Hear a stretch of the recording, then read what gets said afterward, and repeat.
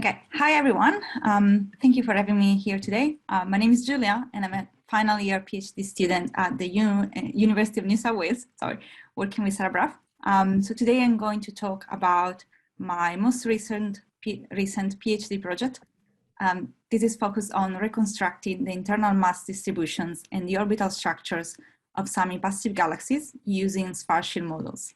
So we want to reconstruct this internal structure because studying these internal properties of galaxies can give us an insight on their formation and evolution history.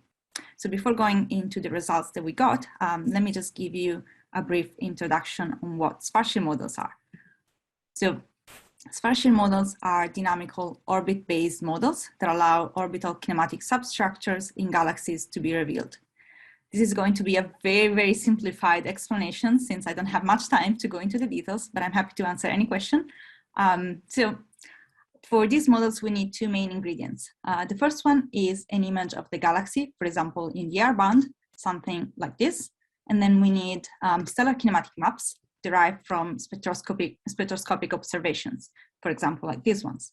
Now, the great thing about these models is that we can use all the kinematic informations that we have, so not just the velocity and velocity dispersion, but also the higher moments, such as H3 and H4.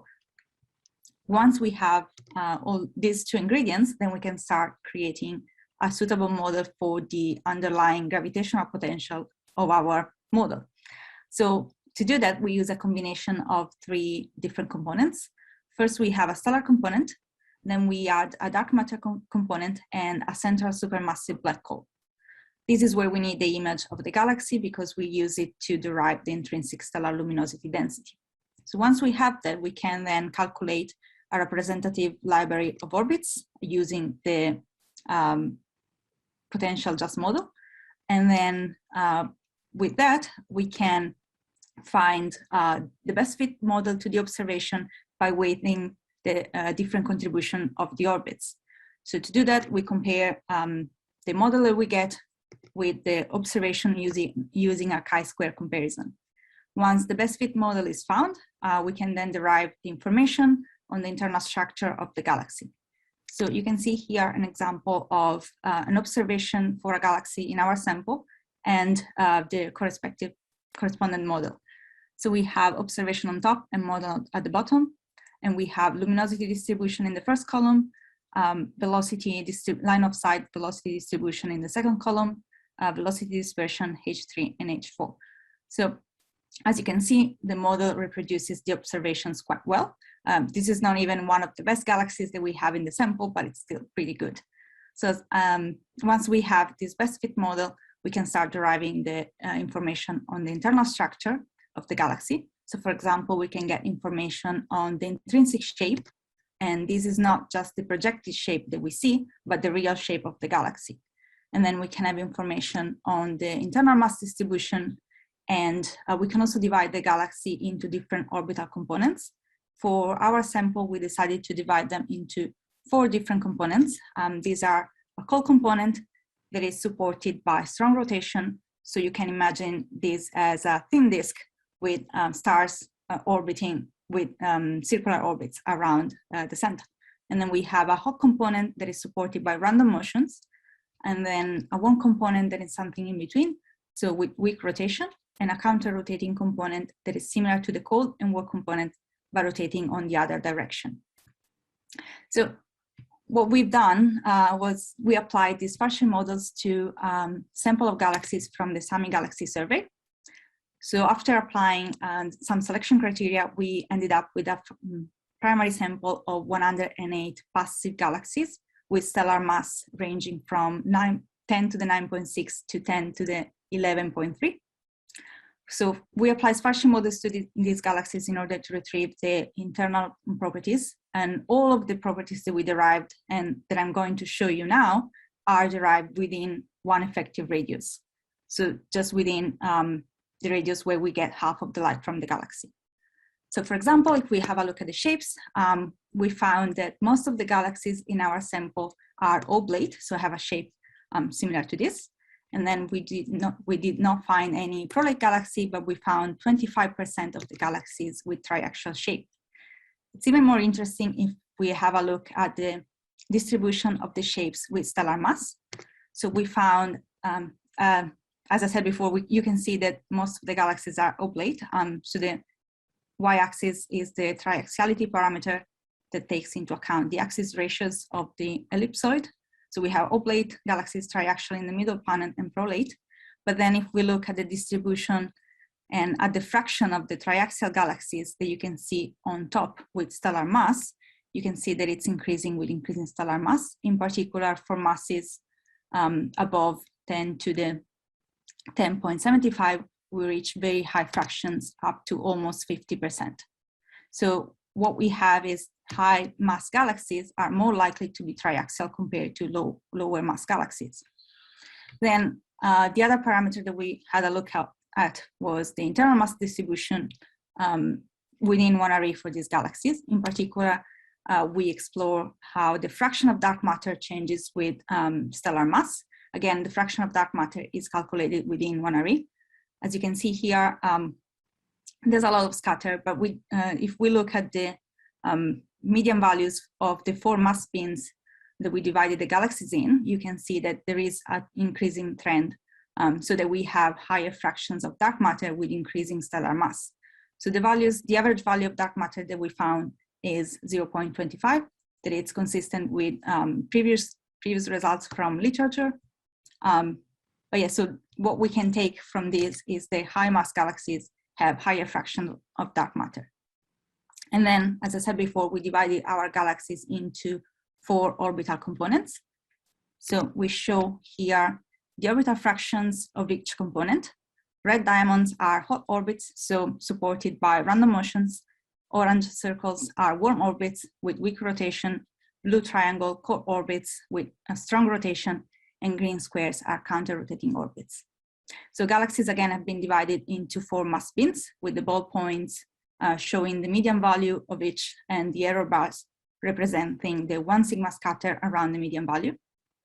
So we can see that the fraction of orbits increases with increasing stellar mass, while up to almost 80%, while the fraction of warm orbits decreases with increasing stellar mass. We do not see any significant change in the fraction of the counter-rotating orbits, but we find evidence of a slight decrease of the cold fraction with increasing stellar mass. So this is very interesting since we know that we find that high mass galaxies are mostly supported by hot orbits, but stars on different orbits are predicted to have had different formation paths. In particular, stars on hot orbits should be mostly accreted via minor or major mergers. So this means that how our high mass galaxies have had a high number of mergers in their evolution. So just to sum up quickly, we use spatial models to derive the intrinsic properties of local galaxies. This was done for the galaxies in the SAMI galaxy survey for the first time. We found that the most massive galaxies that we had in our sample are more likely to be triaxial compared to galaxies of lower mass, and also galaxies that are more massive have a higher fraction of dark matter, and they are mostly pressure supported, so they have a high number of hot orbits. Also, for galaxies of lower stellar mass, warm orbits play a significant role, since the fraction that we found of warm orbits is comparable to that of hot orbits for these galaxies. So all these trends that we found in the inner regions of passive galaxies are generally consistent with the formation paths of early type galaxies, and in particular, they are consistent with our understanding of how galaxies increase in mass through merging. And I'll finish here. Thank you. Thank you so much, Giulia. We already have a question from Carolyn. She says it's really interesting to see the shape distribution, and it seems to fly in the face of other studies that show significant numbers of prolate galaxies. Do you know if the tension has something to do with methodological differences or the sample selection?